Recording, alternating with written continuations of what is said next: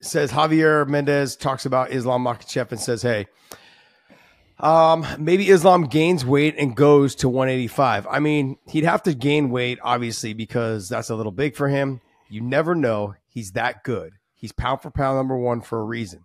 Dricus comes out and says he's dreaming real big. I'm very big. I completely understand going up to another division and fighting for another belt, because there comes a stage where it makes sense. I'm not the one who's going to say no. So they, there was a little bit of that conversation. Then I think Dricus said something else too, along the lines later on. Let's see if I can find it. Here it is.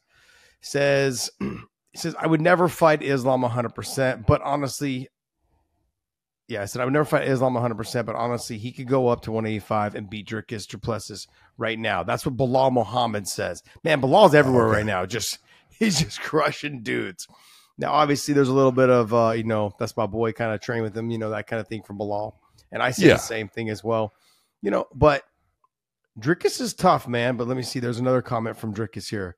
Dricus Du Plessis warns Islam Makhachev against middleweight move. He's dreaming real big. I'm very big. He can't fight. He won't be able to fight me. What's your take on that? Well, I think the whole thing is, all of a sudden, it's because I think Islam did want to move to 170. He did. That's something we talked to him about. Yeah. And, now that Belal is in that position, it kind of puts a little bit of a dampener on him, because Belal has gone and trained with Islam and Habib, and he's kind of part of the group, and he's not going to fight somebody that is like a training partner to him. So now we're skipping 170 to say we're going to go up to 185. It would take, you figure Islam probably walks around at 185, 190. Yeah, he's about 192, somewhere in there. Okay. 192. All right, so he's right at that. Du Plessis probably walks around at 220, 215 to 220. Yeah, probably that 215. Yeah, somewhere in there. 5 pounds is a lot, but 215. Yeah, somewhere in there. But you take a look and you go, how much time would it take for Islam not to just put the weight on, but to put quality weight on that is not weight that his heart cannot handle that extra weight in the cage, because you've got to pump blood to that extra muscle, because we don't want him to put fat on, which is not going to be any good anyways, but he's going to put extra muscle on. Well, now he's got to be able to get his heart able to pump the blood to that extra, what's going to end up being 30 pounds of extra muscle. That's going to take a long time for him to be able to get to that weight. So, I think that right now Islam should stay at lightweight. Islam should wait until either Belal is no longer the champion and then go after the 170. That's great. But to go to 185, it's a huge leap. All right, I'm going to be a complete homer right now. You guys can take it for what it is. Do I think it's a super tough fight for him? Absolutely. Do I think he can do it? Absolutely. I think the way to beat Dricus will be how people talked about BJ Penn not beating Matt Hughes the very first time. And the way that happened was everyone thought that Matt Hughes was going to take him down, smother him, be stronger than him, dominate him on the ground, all these things, control him. And I knew the insides and the outsides of how BJ's takedown defense was. You'd seen BJ, his takedown defense, phenomenal. Fucking unbelievable. He's like a goddamn fucking Spider-Man. Yeah, he would just hop around on one foot and make you tired. And then his dexterity, when you did sit him to his hip, he just pop back up. He'd drag you by and take your back and then choke you out. And so that's how, when people were talking about him fighting Matt Hughes, I was like, yeah, I'm a little nervous. Only because I thought as BJ got going that he would fade. But that fight didn't go very long. He probably would have. That's what happened. Look, let's be honest. That didn't happen the first time they fought, and it did happen the second time they fought. Mm-hmm. But when I look at that was a righteous fear. But when I look at Dricus, right, he's a good fighter. He's got power in his hands.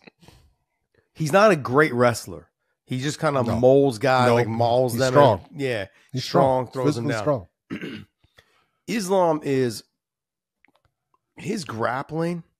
He's a technician. And like when I say I've seen him handle world-class black belts.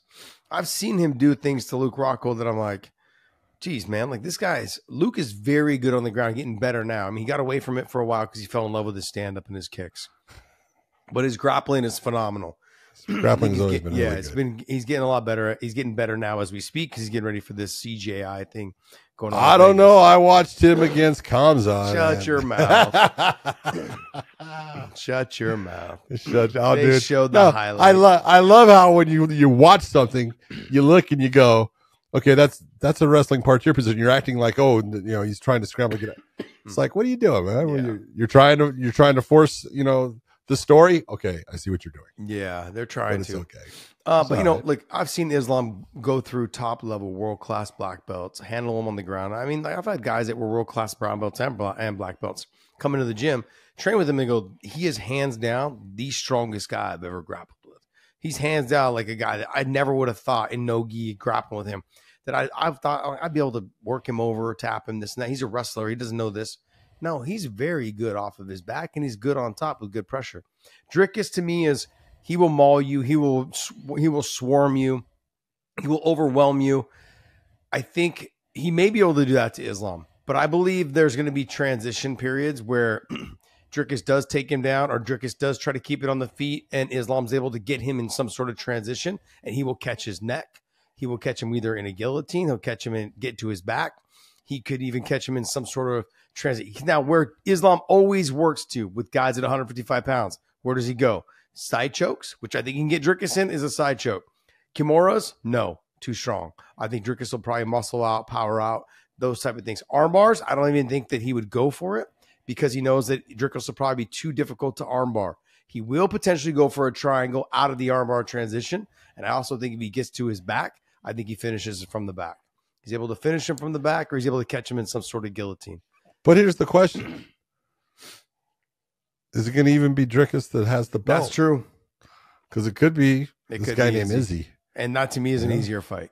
And Izzy right now is the favorite in that fight. That's weird to me. Isn't that crazy? That's weird to me. Izzy's the favorite. One person's been extremely active. Exactly. Yeah.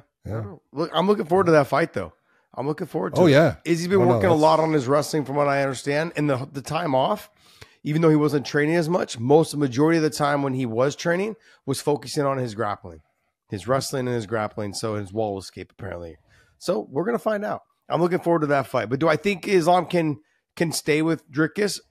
He's got to put the weight on properly. But like I said, the ways that he beats Dricus is by transitions. He beats him in the transitions and the scrambles, whether it's on the guillotine, whether it's on the get into the back. And then he's able to try to get the submissions from there. On the feet, I don't know. Dricus is a big guy, just a big guy. People don't realize when somebody hits you, bumps you, and they're a bigger guy, it throws everything that you're doing off. You go to throw a kick and he bumps you or pushes you, you fall over because the weight. There's a big difference in the weight. There's a huge 30. It makes a difference. Look, I say it all the time. And people, it's like, this is why I say heavyweights is, it's kind of crazy that we have this giant weight gap. I go, because it doesn't matter. Yeah. Weight is weight, and it makes a difference. It does make a difference no matter what. It's harder for you to deal with,